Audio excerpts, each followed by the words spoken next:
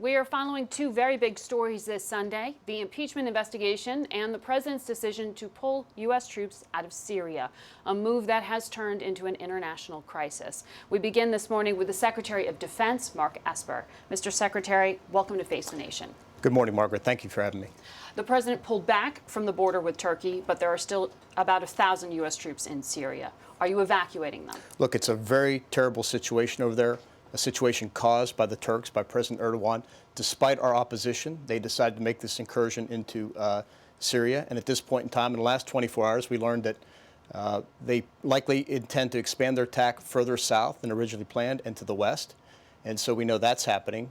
We also have learned in the last 24 hours that the Syrian forces the Kurdish forces are looking to cut the SDF are looking to cut a deal, if you will, with the Syrians and the Russians to counterattack against the Turks in the north. And so we find ourselves as we have American forces likely caught between two opposing advancing armies, and it's a very untenable situation. So I spoke with the president last night after discussions with the rest of the national security team, and he directed that we begin a deliberate withdrawal of forces from northern Syria. A deliberate withdrawal from the entire country? From northern Syria. From northern Syria. Right, which is where most of our forces are.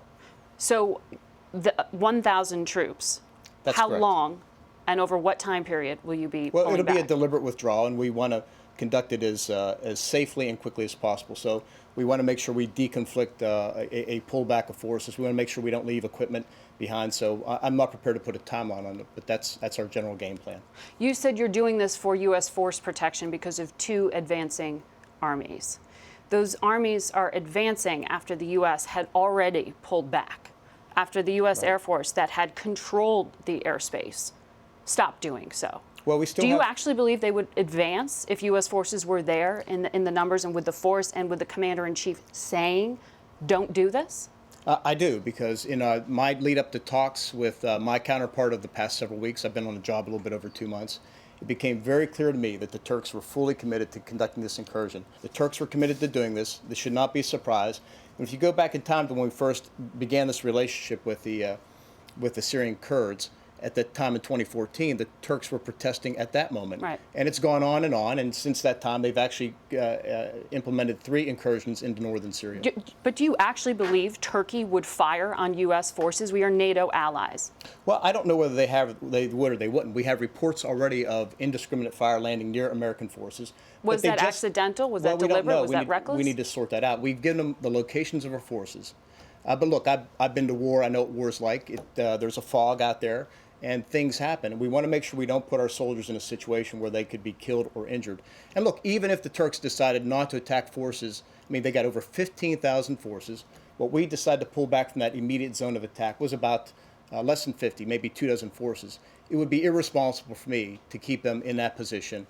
But you did have U.S. Air Force controlling the airspace. And we still do. It was a coordinated arrangement between us and the Turks. And despite our protestations, despite the fact that we urged the Turks not to do this, they decided to do it. We told them that we would not support them militarily in this action. So how does that not amount to a retreat? You're saying that the President of the United States, the Commander-in-Chief, said, don't do this, and then Erdogan said, I am, and he said, okay.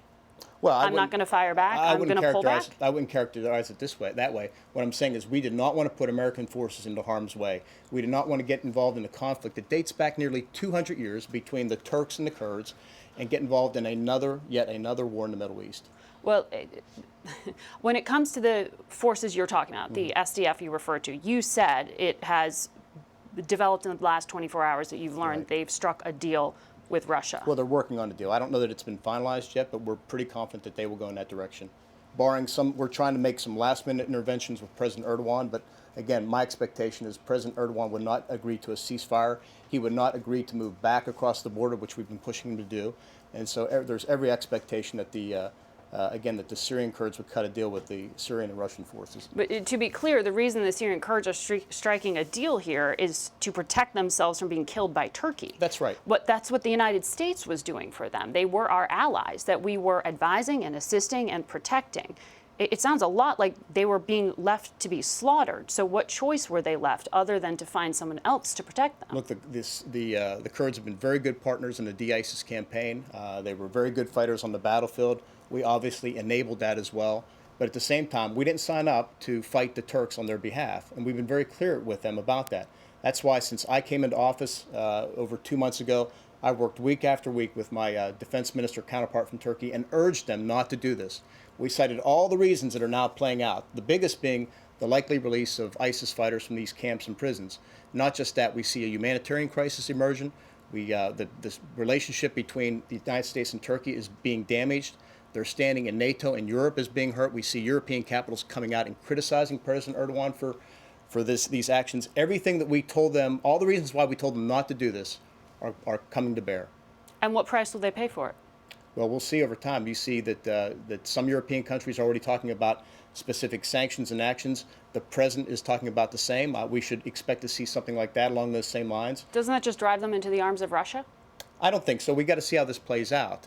But again, we've got to take this one step at a time. It's a very fluid situation. It's changing by the hour. Just in the past few hours online, there have been videos circulating, horrific videos showing execution of some of these Kurdish allies of ours. There are reports of hundreds of ISIS fighters and family members just running free. There are over 100,000 individuals fleeing this violence, according to the UN. Does the United States have any idea who these forces are that Turkey is sending in, who these militias are? It's terrible. It's a terrible situation. We condemn it. We have condemned it. These are just the things that we told the Turks would happen and play out. Who's conducting it? It's unclear at this point in time. There are Turkish regular forces, and there are Turkish proxy forces engaged as well. And we don't know who they are? We don't know. That's right. We don't know exactly who they all are and what they're doing, but we're hearing the same reports from the battlefield as well. These are war crimes. It appears to be, if true, that they would be war crimes. European allies are looking at this, and when they hear the president say things like, these ISIS fighters will just flee to Europe, they say that is not appreciating the alliance, that Turkey has been far too permissive in allowing ISIS fighters within its territory. They see this as inevitable, that we are headed towards a terrorist attack because of this chaos that the U.S. is allowing in the vacuum. Well, let's be clear. The United States is not allowing this. Turkey committed this action. They decided to make an incursion in northern Syria, despite our protestations, our urgings not to do it, all of our warnings. They decided to do it. The situation but the with U.S. ISIS is being permissive, arguably, by pulling back and not stopping them. We are doing what's in the interests of our service members, not to put them in harm's way, not to put 20, 30, 40 soldiers up against a 15,000-man army, which is using airstrikes, artillery, and ground forces to prosecute a war against the Turks, whose roots go back over 200 years. If the U.S. is fired at, do forces have the ability to defend themselves? Can they fire back? Absolutely. General Milley has made that clear to his counterpart. I made that clear to my counterpart. I warned them just the other day that they need to respect our positions on the ground. They need to respect our forces. And I reminded them that we have the right of self-defense, and we will execute it if necessary. Very quickly, are you going to comply with the subpoena that the House provided you and provide documents to them regarding to the halt to military aid to Ukraine? Yeah, we will do everything we can to cooperate with the Congress. Just in the last week or two, my general counsel sent out a note, as we typically do in these situations, to ensure documents are retained. Is that a yes? That's a yes. You will comply with the subpoena? We will do everything we can to comply. All right. Thank you very much, Mr. Secretary. Appreciate it. Thank you, Margaret.